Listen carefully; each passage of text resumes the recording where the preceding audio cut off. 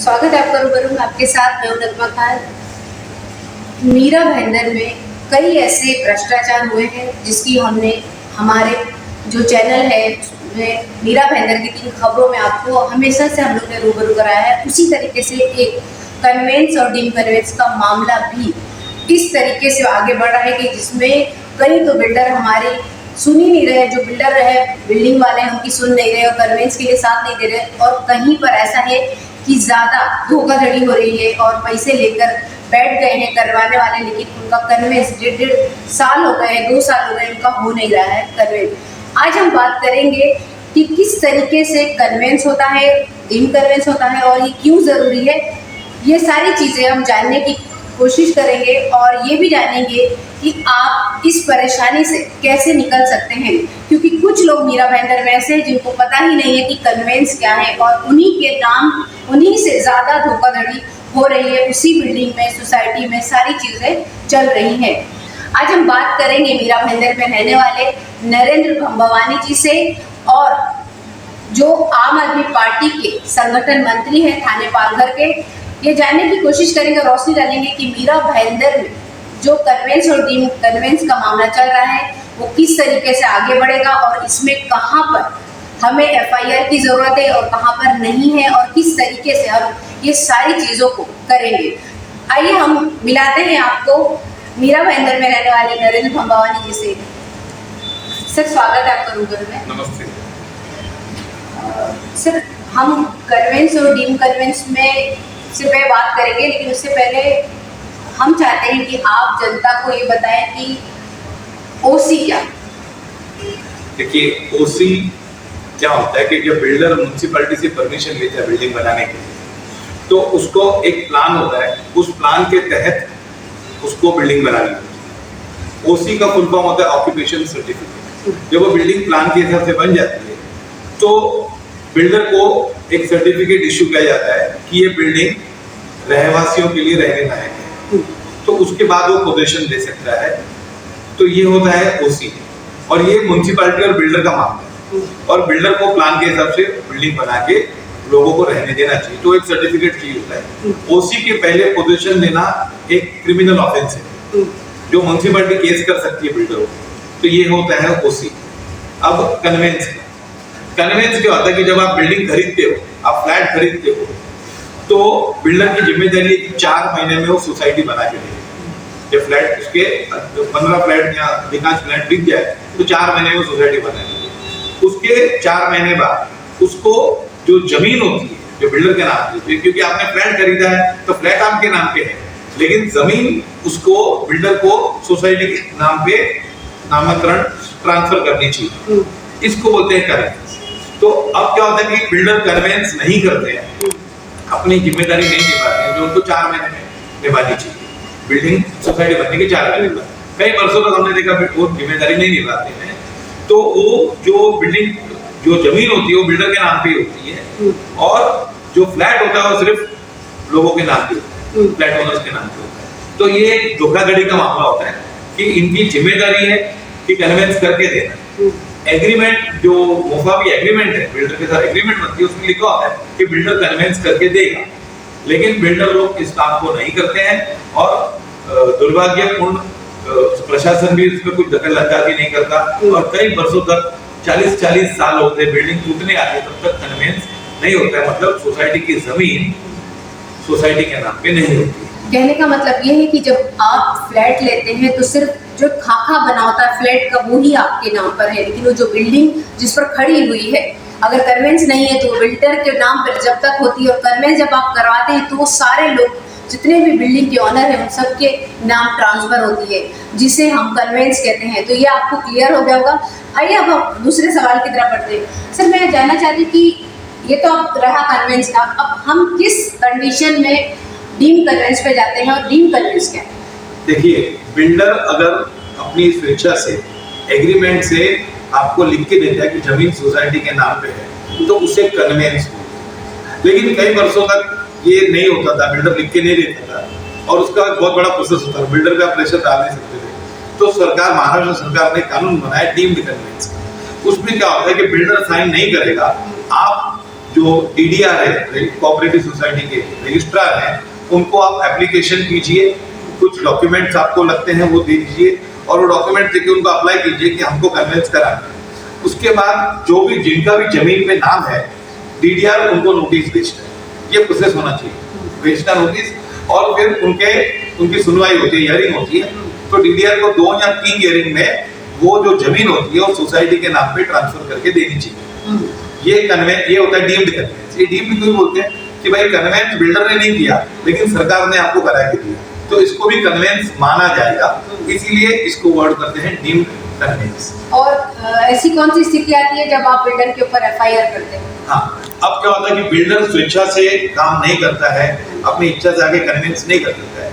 मैंने आपको जैसे पहले बताया कि ये कन्वेंस नहीं करके देना एक 420 का मामला है, लेकिन मोफा में इसके ऊपर सजा है, सेक्शन 11 और सेक्शन 13 में सजा है इसके ऊपर, और इसके ऊपर सोसाइटी या कोई भी एक फ्लैट ओनर, कोई भी जो फ्लैट धारक है, वो पुलिस में जाके अप्लाई कर सकता है और वहां पे वो बिल्डर के खिलाफ एफआईआर कर सकता है। अब एफआईआर से होता क्या है कि बिल्डर पे प्रेशर आता है कि आप कन्वेंस नहीं करके दोगे तो आप जेल जा सकते हो, आपके ऊपर चार्जशीट होगा, मुकदमा चलेगा और आपको 2 साल की सजा हो सकती है।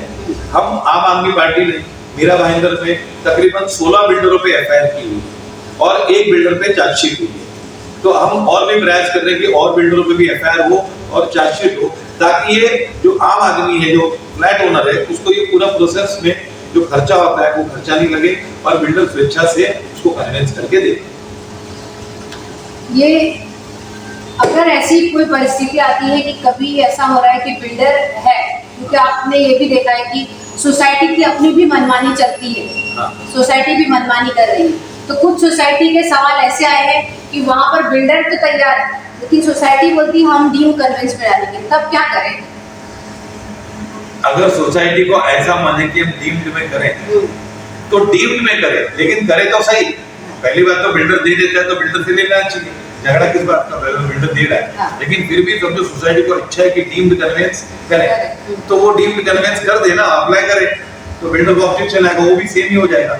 लेकिन क्या होता है, आपने जैसे कुछ सोसाइटियों को बताया जब वो देने को तैयार है तो आप लेने को तैयार क्यों नहीं, डीम्ड क्यों करना चाहते हो? तो ये डीम्ड इसलिए करना चाहते होंगे ताकि ये इसमें प्रोसेस और डिले हो।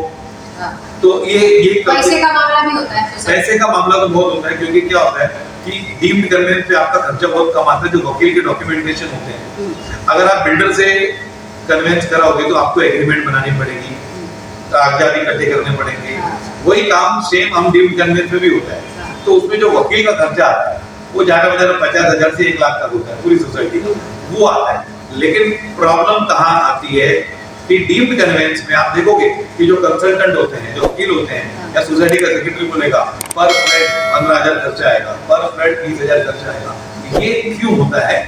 ये इसलिए होता है कि पहले आप डीम्ड में जाओगे तो आपको रजिस्ट्रार को एप्लीकेशन करना पड़ेगा, रजिस्ट्रार को हियरिंग लगाने के लिए भी पैसे देने पड़ेंगे, फिर आपको फाइल मूव करने के हर क्लर्क से फाइल मूव करने के पैसे लगते हैं, फिर डीडीआर, आपको बताओ कोऑपरेटिव डिपार्टमेंट सबसे करप्ट डिपार्टमेंट है जो ऑर्डिनरी आदमी को अफेक्ट करता है।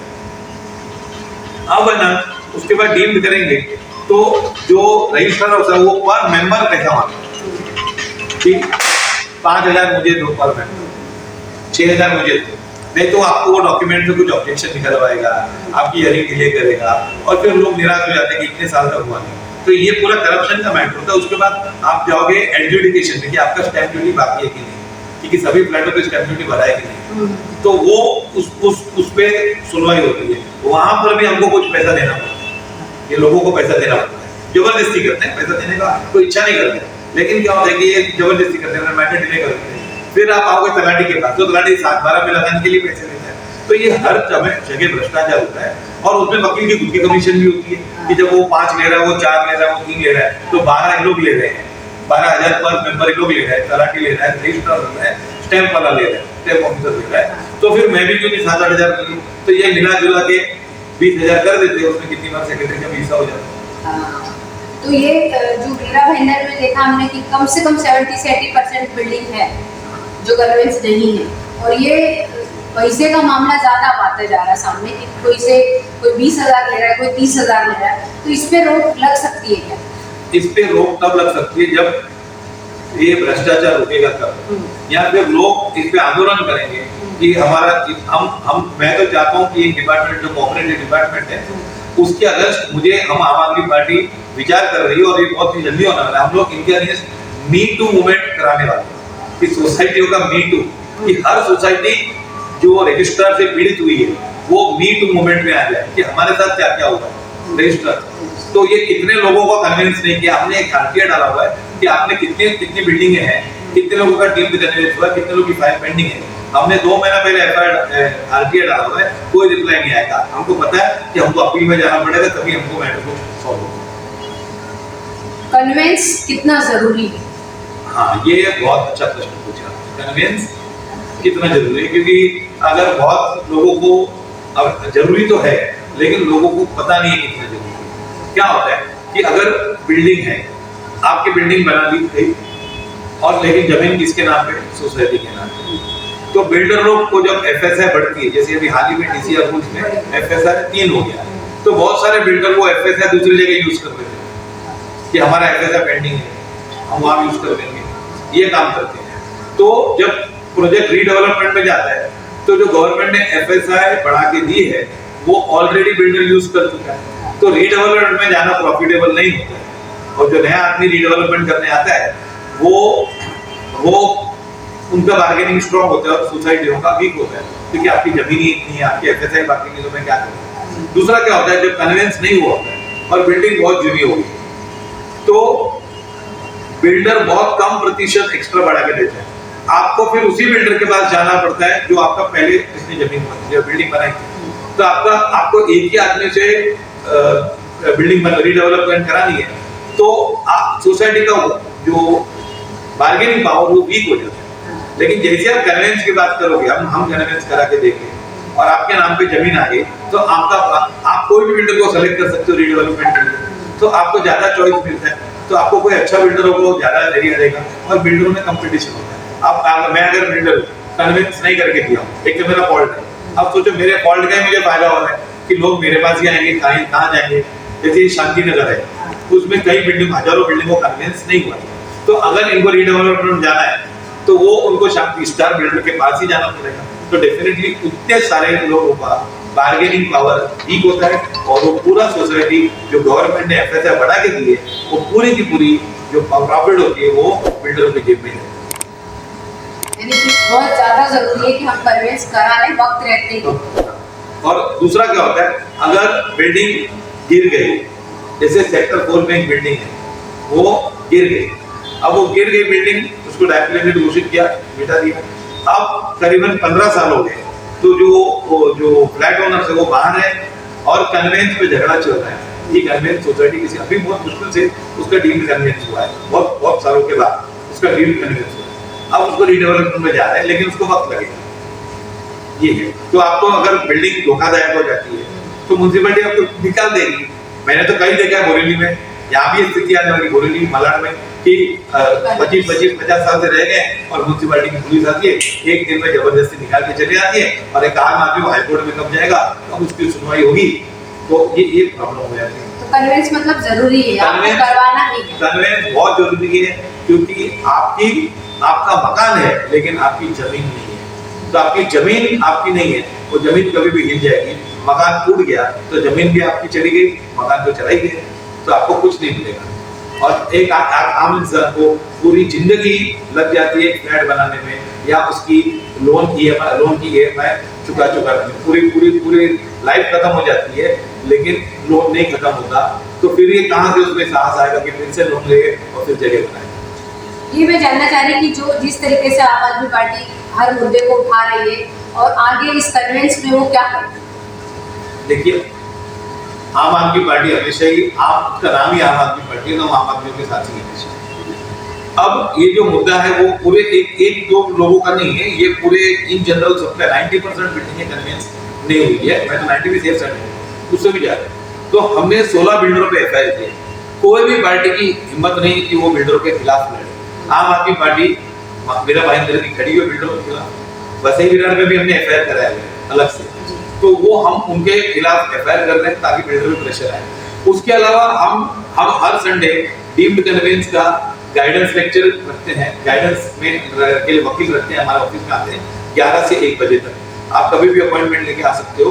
और हम लोग ने अभी जो सोसाइटी का बहुत बड़ा एक्सपर्ट है, बहुत बड़े एक्सपर्ट सोसाइटी के रमेश प्रभु जी, जिनके प्रेशर डालने से गवर्नमेंट ने 2006-7 में ये डीम्ड कन्वेंस का कानून लाया, उसको हमने बुलाया था। उन्होंने बहुत अच्छा मार्गदर्शन दिया और उन्होंने बोला कि हम कोई भी व्यक्ति को मार्गदर्शन देने को तैयार है और एकदम कम दाम में हम डीम्ड कन्वेंस करके देते हैं। लेकिन हमारे पास आएंगे तो हम भी आपको मार्गदर्शन देंगे। चलो प्रभु जी तो अंधेरी में रहते हैं, आप नहीं आ सकते हो, लेकिन हमारे से मार्गदर्शन ले सकते हैं और हम आपको 10 वकीलों की लिस्ट देंगे या हम आपको खुद बताएंगे कि आप कैसे डीम्ड कन्वेंस करा सकते हैं। बहुत शुक्रिया हमारी ऑडियंस को समझाने के लिए कन्वेंस और डीम्ड कन्वेंस, और आगे भी हम इस मुद्दे पर बात करेंगे। हमें यही उम्मीद है कि तब भी आप इसी तरह से हमको समझाएंगे। बहुत बहुत धन्यवाद। हमने समझा कि कन्वेंस और डीम्ड कन्वेंस क्या है। अगर आपकी और कोई क्वेरी और सवाल है तो हमें प्लीज़ कमेंट्स में ज़रूर बताएं, और ये भी ध्यान रखें आप कि आप किसी भी धोखाधड़ी के शिकार ना हो और हमसे रूबरू होते रहे, और हम ऐसे ही आपको मुद्दों से आगाह भी कराते रहेंगे और रूबरू भी कराते रहेंगे। चलिए मिलेंगे तब तक फिर कोई ऐसे ही विषय के साथ। तब तक के लिए शुक्रिया।